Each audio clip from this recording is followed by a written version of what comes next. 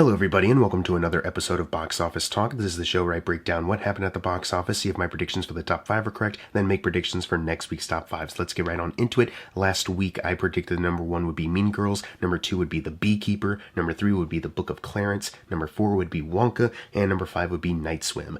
And I unfortunately only got 2 out of 5 of my predictions right for this weekend. A lot of this is on me overestimating how well The Book of Clarence was going to do. I thought there was a bit more eyes on this than there actually was, and we'll talk about it at some point in this video. So yeah, I only got 2 out of my predictions right. We do have at least one shout out finally, though. It's been a long while, it feels like, since I've, pop someone's comment up on the screen, but congratulations, you got your predictions right, and you did it before the deadline of course being Friday, because that's kind of when reports start to slowly sneak in of like, here's where it's estimated it's going to be at, that's the cutoff. So let's go over what happened in the overall top 10 though, now that this is all out of the way. Number 1 was of course Mean Girls coming out on top. I figured this would be the case because even though there was some talk about like, man, the marketing isn't really highlighting that it's a musical, will that hurt the movie, blah blah blah, and I think maybe I've even hinted to that at some point. It's still quite as popular as it was back when it came out in 2004. Now of course these numbers aren't adjusted for inflation, but this opening weekend of 28 million is only 4 million higher than the original opening. So there you go, if that goes to show anything. I don't know what kind of hold this will have in the next coming weeks. I think it'll do fine next week. We'll talk about that in a little bit.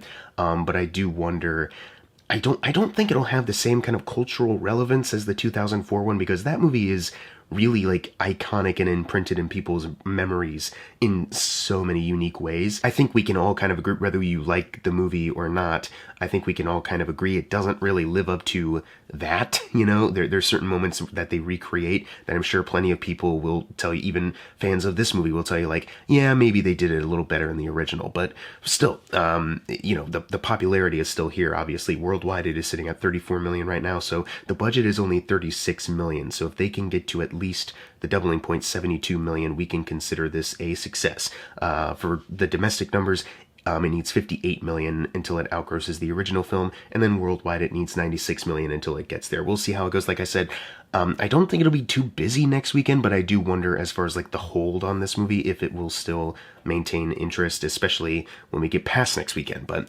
we will see. We shall see. I don't really have much more to add, so let's move on to number 2, which is The Beekeeper.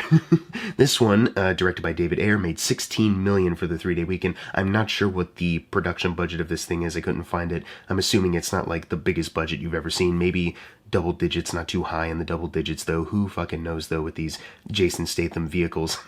But still, like, making 16 million on the 3-day weekend isn't too bad. I think, hoping that the budget is relatively lower than expected, some worldwide numbers could potentially help in this case. But as far as David Ayer's other filmography, it's one of his higher opening weekends. It's 16 million over Tax Collector and Bright. Tax Collector because that was more limited release, and Bright because that was a Netflix film. It's 15 million over Harsh Times, 11 million over Sabotage, 4 million over Street Kings, and 3 million over End of Watch. It does have an opening weekend 7 million under Fury and 117 million under Suicide Squad, but in those cases that's a little bit to be expected, I guess. So you could say this is top 3 highest opening weekends for him. As far as the other domestic runs, the overalls, it has outgrossed Bright by 16 million, that's easy. 15 million for Tax Collector. It's 13 million over Harsh Times and 6 million over Sabotage already. It now sits behind Street Kings by 10 million. So if there is a little bit more interest in this, I know the word of mouth is kind of like, yeah, it's goofy and it's silly, but I had a pretty fun time with it, so maybe there can be some kind of momentum here. I think, they may be able to, have a moderate kind of hit on their hands. Maybe we will get The Beekeeper too. That being said, it would help if we could see kind of at least a guesstimate of like where the price range on this thing is. Number 3 is Wonka, still holding on very strong, making 8 million domestically, adding to a domestic total of 176 million. So it's 30 million away domestically from outgrossing Charlie and the Chocolate Factory, the Tim Burton one. But worldwide, it has jumped up to $505 million. So not only is that 30 million over the Johnny Depp Wonka movie, so this is the highest grossing film with Willy Wonka in it, congratulations. Also, that is funny how it's 30 million away domestically, but it's 30 million over worldwide. That's just funny. But also, more importantly, it has reached 500 million worldwide. That's what that means. They are halfway to 1 billion, and I'm not saying it's going to get to 1 billion. You know, it's kind of been out for a while, and it's kind of slowed down a little bit, inching along into the 500 million margin. But still, that is such a great achievement for a movie that cost $125 million to make.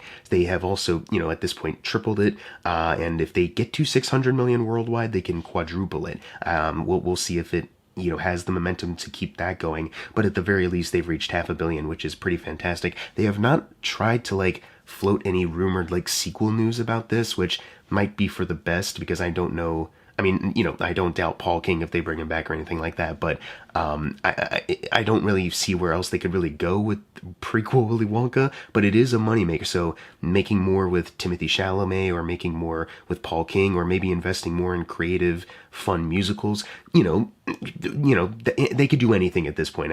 I think they've hit a groove here, and, you know, if Warner Brothers continues to invest in some of the creative people or concepts involved in making this, you know, they could do really well for themselves. Outside of literally everything else about Warner Brothers that sucks right now. Let's move on to number 4, which is Anyone But You, making 6.9 million, adding to a domestic total of 55 million. For Will Gluck, it has outgrossed Friends with Benefits by a couple $100,000, now sits behind Easy A by 3 million. Worldwide, it is sitting at $77 million, so for Will Gluck, it has outgrossed Easy A by 1 million. It needs 62 million to outgross Annie. Remember that?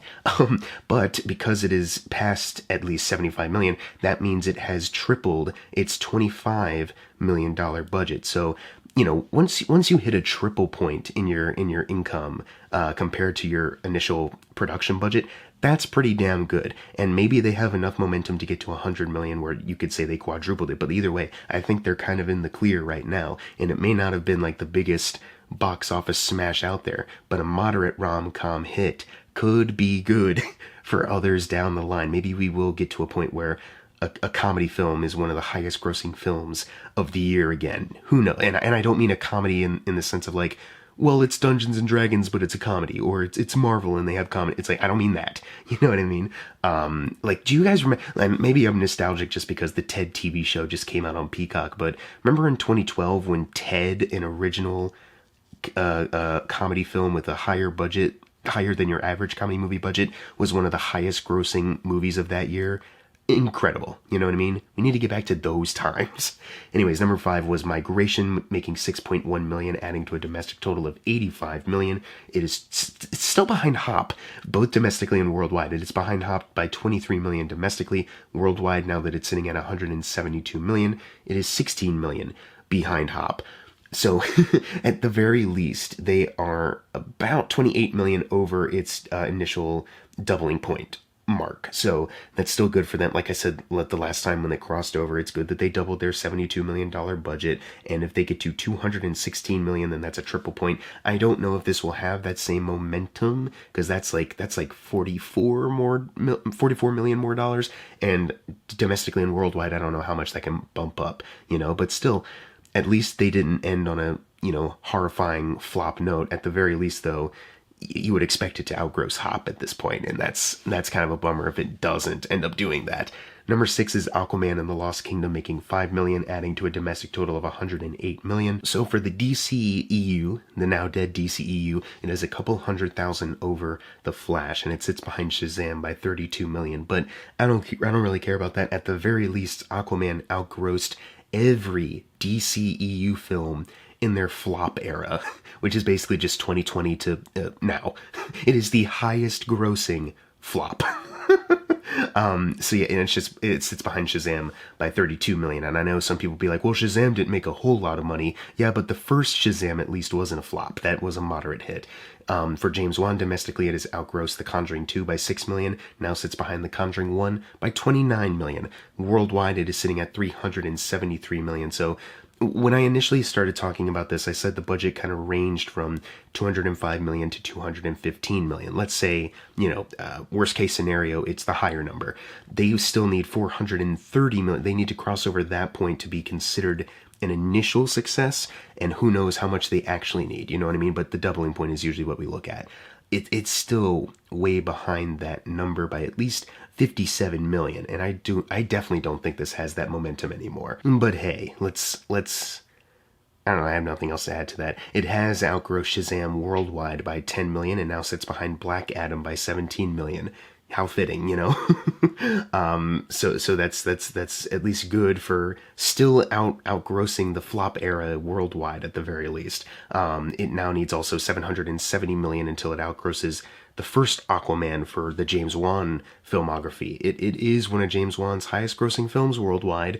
So it's in the top 3 technically, but like I kind of mentioned last week, now that it's outgrossed the other ones, it's behind just this avalanche of money that the first Aquaman made, and there's just no way it can compare. So yeah, I've already kind of talked about this to death and the death of the DCEU. There's nothing else to add, so let's move on to number 7, which is Night Swim, making 4.6 million. Man, this did not hold over, but I predicted this to be at, what, number 4, number 5 this weekend, and it's at number 7. It did not hold on very well.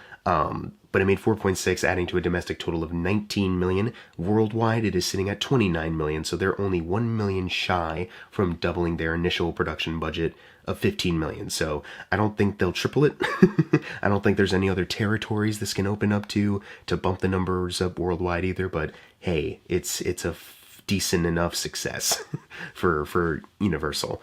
Number 8 is a surprise movie, Gunter Karam, making 4.1 million. This is on a budget of 200 crore, another one that came out of nowhere, but at the very least, this one didn't disrupt my predictions. Book of Clarence technically did, but it doesn't matter. We'll talk about that in a second. But still, good on this movie for even getting here. Number 9 was The Boys in the Boat, making 3 million, adding to a domestic total of 39 million. Last weekend I said it was behind The Ides of March. This weekend it is still behind the George Clooney directed The Ides of March, but by 1 million. So next weekend it might get in there, but who knows if this will even be here next weekend, but maybe it will. We'll talk about it. Number 10, though, closing out the video, The Book of Clarence. I had so much faith in this. Like I said, I thought there were more eyes on this, but I guess not. I guess it doesn't help that the first film this director made, James Samuel, The Harder They Fall, that's a Netflix movie, which might have been a Netflix hit. I don't know the exact numbers on it, but it was not a box office hit. It's not a universally beloved film.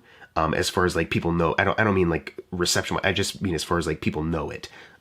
Not many people do. So maybe that's what it was. So it only made 2 million this weekend, and that's on a budget of 40 million. Still though, kind of surprising a movie like this got a budget of like 40 million to begin with. Like even though it's based on like, you know, stories of the Bible, it is technically like a original film though, because they're inserting their own characters and, you know, reinventing, you know, some of the famous things you've heard about the story. So, you know, it's kind of surprising that they even gave 40 million to this, but still, I'm glad they did, because I thought it was a decent movie. I know there's some people out there that were kind of mixed on it, but I liked it.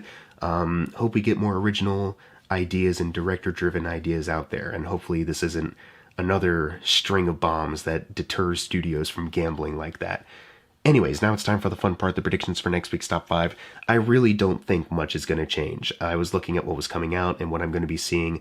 ISS, I don't think has much of a hype or anticipation for a lot of like modern audience. I feel like maybe some people have seen the trailer. If they even see a movie with the trailer in front of it, they'll be like, oh, maybe that's going to be cool. And then I don't think they'll remember when it comes out. Who knows? I just don't think it's going to do that well. And I think the numbers that we had this weekend could warrant a holdover that is strong enough where ISS doesn't really make a land. And Origin apparently goes wide this weekend, but I'm looking at showtimes. I even got like the Fandango fan alert, like, oh, finally I can check out Origin, and I've had to recheck it for like a month now, because all Fandango has is like, go to this theater like 40 miles from where you live. It's like, I'm definitely not doing that, you know.